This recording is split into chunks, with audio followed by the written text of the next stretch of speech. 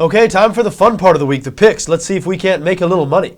Took it on the chin last week, lost 3 out of our 4 games, so hopefully we can make up for it by winning all of these tomorrow. There are 4 games that I like once again. Want to start in Buffalo, where the Bills are installed as 5.5-point favorites on BETDAQ over the Jacksonville Jaguars. Look, there's been a lot of positivity surrounding Jacksonville these last couple of weeks. They won their second game of the season last week. They've looked like a different offense since Chad Henne's taken over for Blaine Gabbert at quarterback. And it might surprise you to know the Jags have been the best team in the entire NFL to back on the road this season. They're 5-0 against the spread on the road. I feel like the combination of those factors, the Jags have been playing better. There's some positivity around the franchise for the first time all season. And the fact they've been such a good team to back on the road, I think that is what has kept this line below 7.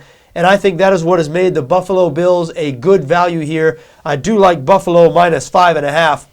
I mean, listen, take a couple of steps back and look at the Jacksonville Jaguars. Okay, this week they're going to be starting a third-string running back. Their best 2 wide receivers, Justin Blackmon and Cecil Shorts, they missed practice a couple of days ago. They're expected to play in the game, but they're going to be banged up. If Jacksonville's going to move the ball on Buffalo, it better be through the air because Rashad Jennings, the third-string running back who's going to be playing against the Bills on Sunday, he hasn't had much success at all throughout his NFL career. He's a guy who's averaged less than 4 yards per carry every season he's been in the NFL. And Buffalo, even though they haven't been playing well on defense as a whole this season, they've improved over the last couple of weeks, especially in the secondary. So Jacksonville's going to need to pass it. Buffalo has been playing well against the pass here lately. And Jacksonville has a bad defense. I mean, even these last couple of weeks when their offense has come to life, their defense has still played poorly. Buffalo has a balanced offense. They have a top 10 rushing attack. Ryan Fitzpatrick, even though he struggled a little bit the last couple of weeks, I still think he's going to be the best quarterback in the field on Sunday. I think Buffalo's just a better team here. And like I said, because the Jags just won a game, because the Jags have been keeping games close on the road this season, I think that's what's keeping the line to a very reasonable number here. And I do like Buffalo minus 5.5. Next game I want to talk about in Tennessee, the Titans hosting the Houston Texans. Houston is currently installed as a 6-point favorite on BETDAQ, and I like the Texans. I like the favorite here. I've heard a lot of people make the case for the Titans. I think you're almost getting too cute if you like Tennessee here. I understand that Houston hasn't been playing as well for the last couple of weeks, especially in the secondary. I also understand that this could be a trap game for the Texans, coming off a big Thanksgiving game against the Detroit Lions last week. And next week they have an even bigger game on the road against the New England Patriots. So, yeah, a lot of people think, well, they might overlook the Tennessee Titans, but Tennessee is a division opponent. These two teams do not like each other very much. Remember, Tennessee was the original Houston franchise. They were the Houston Oilers before they moved to Nashville. So this is a budding rivalry. I don't think you have to worry about the Texans overlooking the Titans.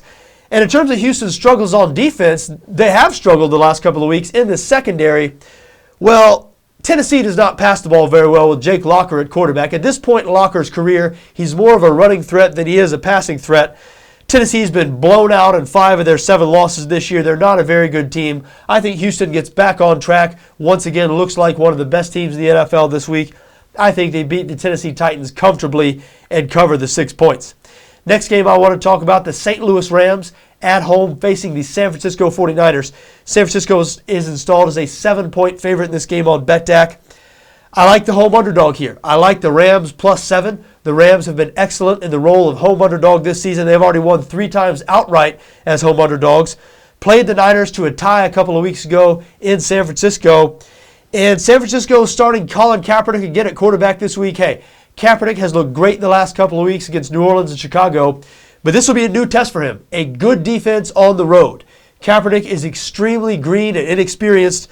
We know that inexperienced quarterbacks, there are growing pains. There are bumps in the road for every single quarterback, every single young quarterback in the NFL. There are no exceptions. You cannot point to one quarterback who has not had some trouble somewhere in his first 10 to 15 starts. And I'm waiting for that trouble for Colin Kaepernick, and I think it very likely could happen this week on the road in St. Louis. The Rams have an excellent defense, especially in the secondary. Their rookie quarterback, Janoris Jenkins, won NFC Defensive Player of the Week last week, and he's the guy everybody picks on. That's because the other quarterback is Cortland Finnegan. So, the Niners, I know they like to run the ball more than they like to pass it, but St. Louis has a good front seven. They've been better and better in run defense as the year has progressed.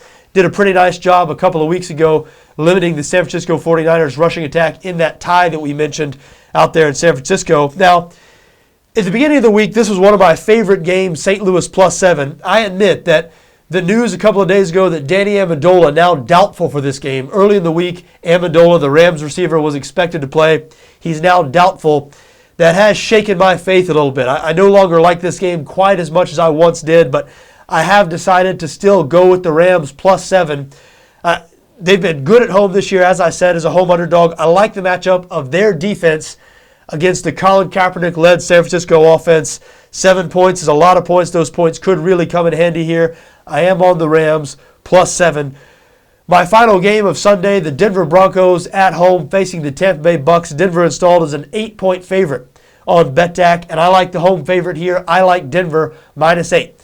Look, I know Tampa has been the best team in the entire NFL to back this season. They're 8-2-1 against the spread.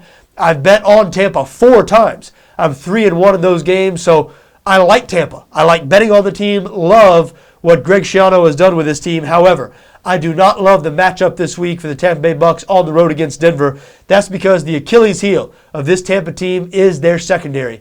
They have the worst secondary in the NFL. They're allowing 315 pass yards per game. 315 pass yards per game. They allowed 353 to Matt Ryan last week. That is bad news when you're going on the road facing Peyton Manning and this Denver Broncos offense. And you know the Broncos, they're going to be looking to get it back on track on offense after a puzzlingly bad game last week on the road in Kansas City. And they have a great candidate, a great opponent to get it back on track this week in Tampa Bay. We mentioned how bad that Bucs secondary has been this year. Now, the Bucs have been great on offense, but Denver, they've been pretty great themselves on defense here recently. They're now 4th in the league in yards allowed per game. So very impressed with Denver all the way around. They look like an elite team. At the beginning of the season, I was not one who was buying into the Broncos.